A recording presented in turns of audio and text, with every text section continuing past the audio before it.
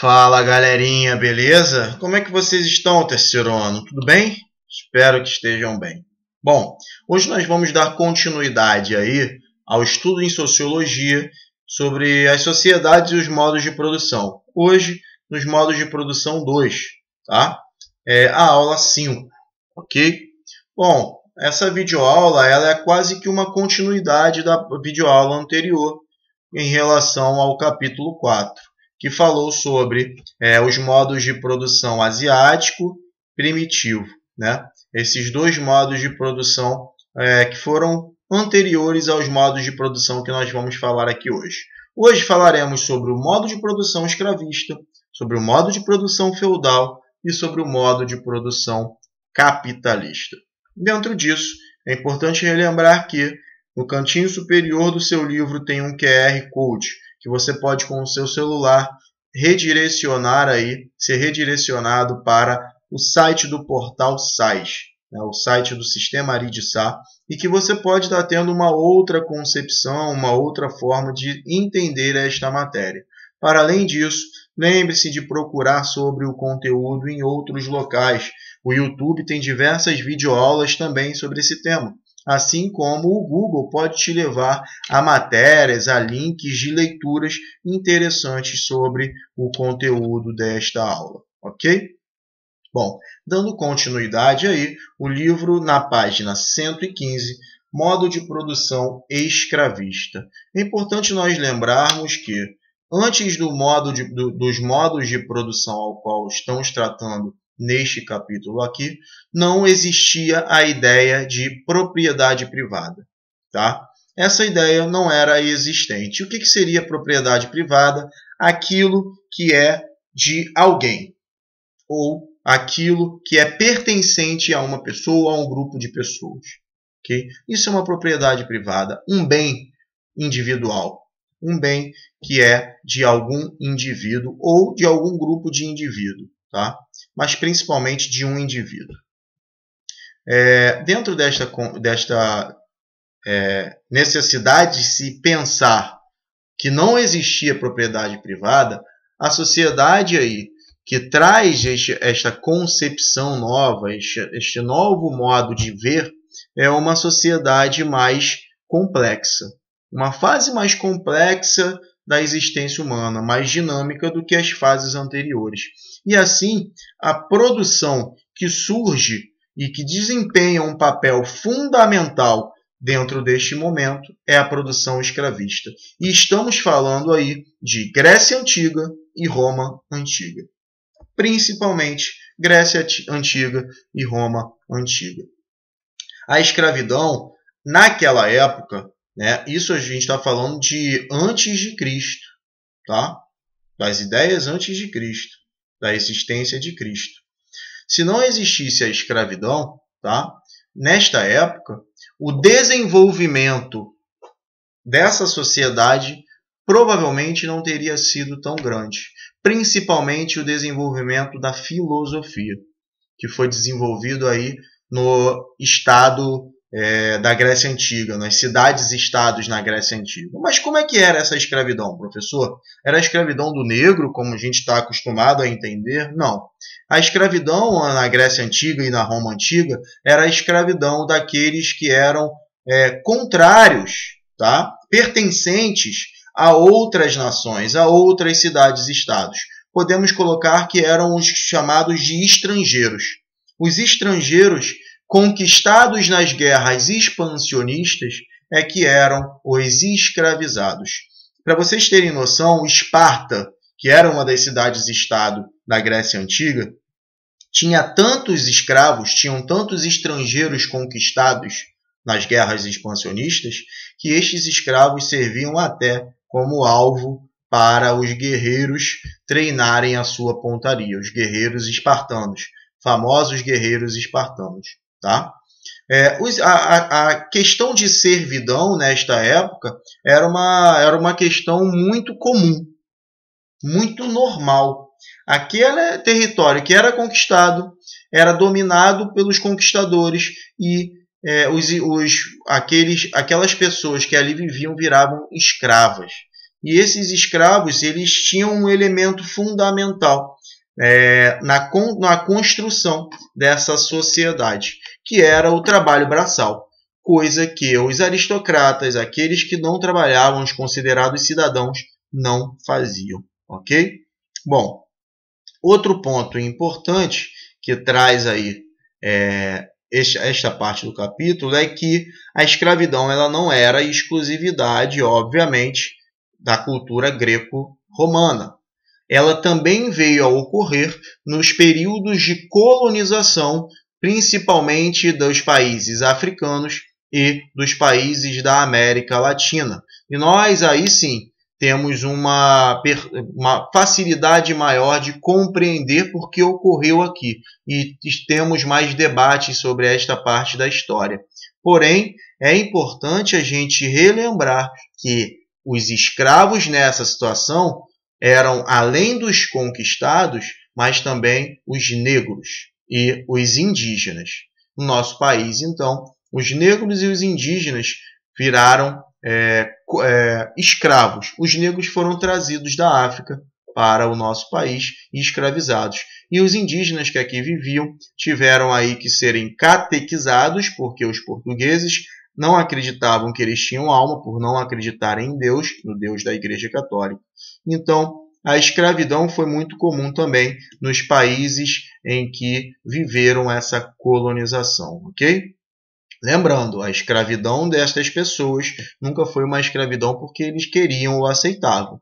Foi uma imposição, tá? Através de arma, através de força física, ao qual eles tiveram que se sobrepor. Ok? Bom, outro ponto do capítulo... Opa, voltou aqui. Outro ponto do capítulo, na próxima página, é sobre o modo de produção feudal. Tá? Esse modo de produção vocês também falam bastante nas aulas de história, tá? Principalmente desse contexto feudal. Tá? Essa estrutura do feudalismo ela acontece após principalmente a queda do Império Romano. Tá? A partir disso surgem na Idade Média os senhores feudais, tá? Os vassalos, os mestres, os oficiais e aí os servos, os suzeranos, enfim, como está aí nesta imagenzinha ao lado direito do seu livro, na telinha, ok? Bom, como é que era isso? Principalmente era feito através de uma base agrícola, tá?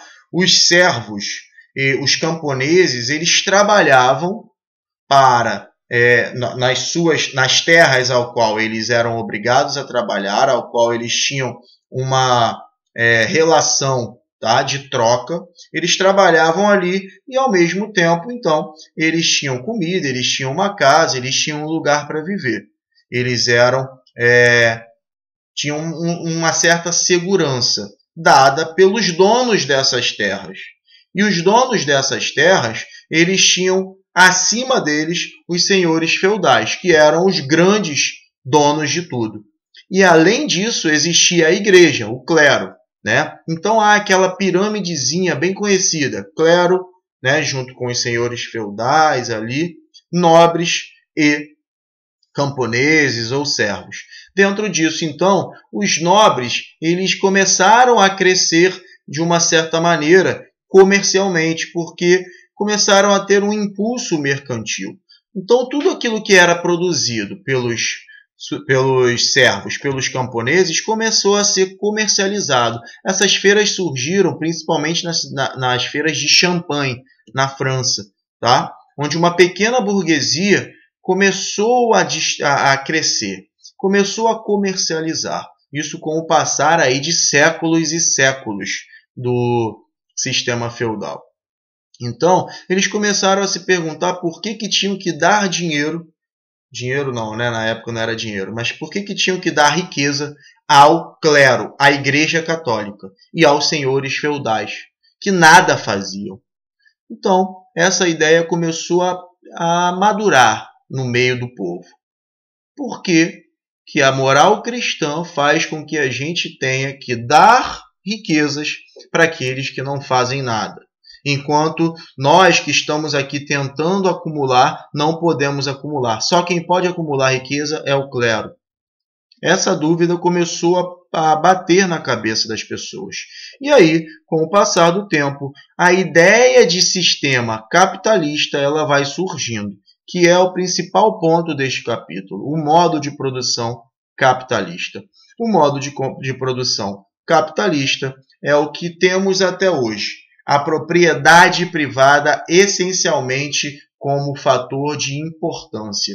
É a característica fundamental do modo de produção capitalista, a propriedade privada e o capital. Surge aí então a ideia de dinheiro, que nós temos até hoje. Você pagar para comprar alguma coisa.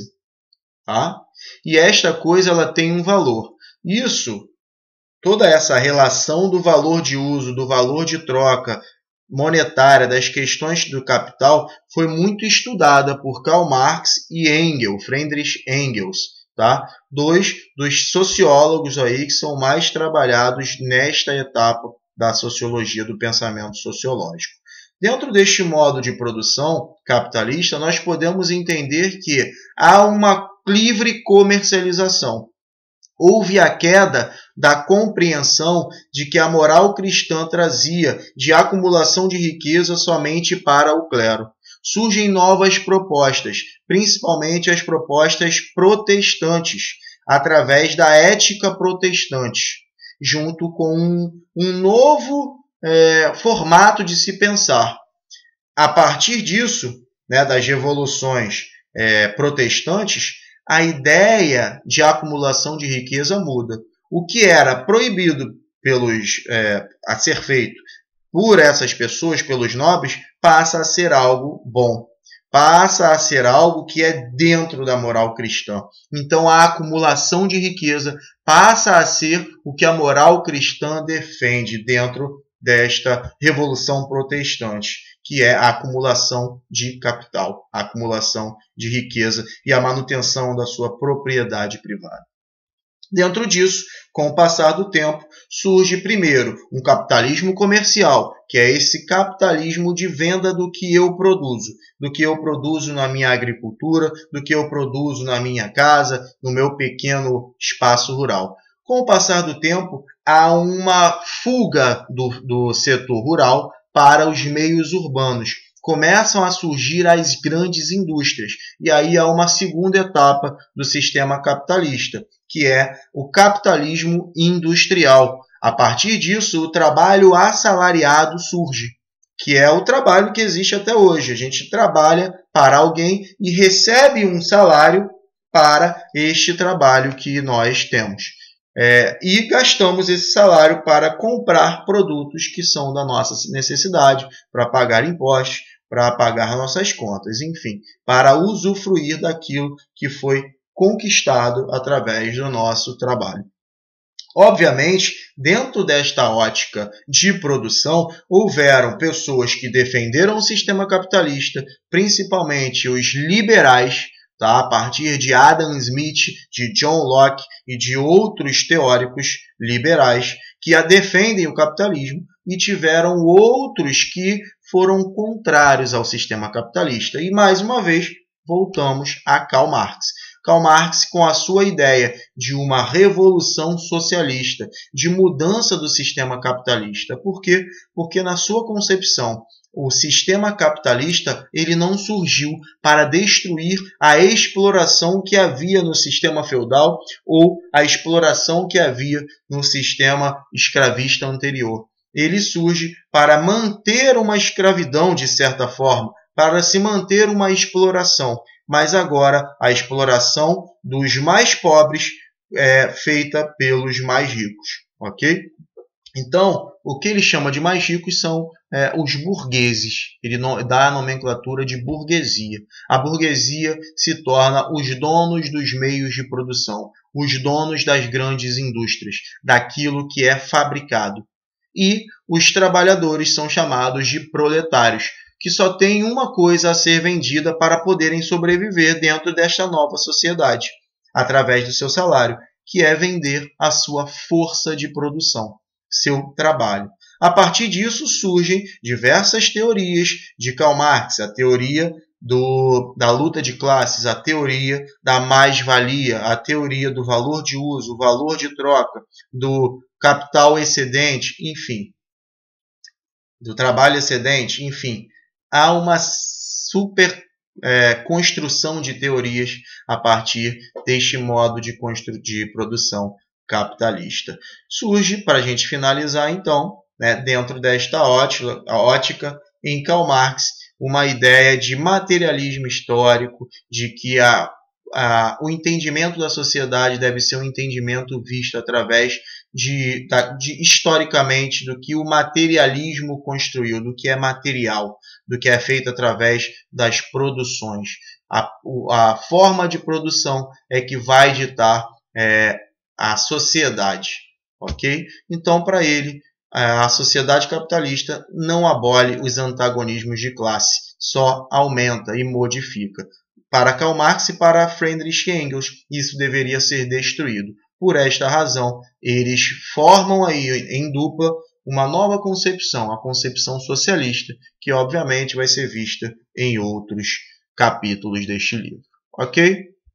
Galera, espero que vocês tenham, dentro desta videoaula, compreendido o intuito, compreendido a noção de modo de produção escravista, feudal e, por fim, capitalista, compreendido a importância disso para, dentro de uma análise sociológica, entendermos o que vivemos hoje em dia. Hoje vivemos uma sociedade ainda assalariada, ainda capitalista, que tem uma modificação diversa em relação ao trabalho. O trabalho hoje ele ganha uma conotação diferente, né?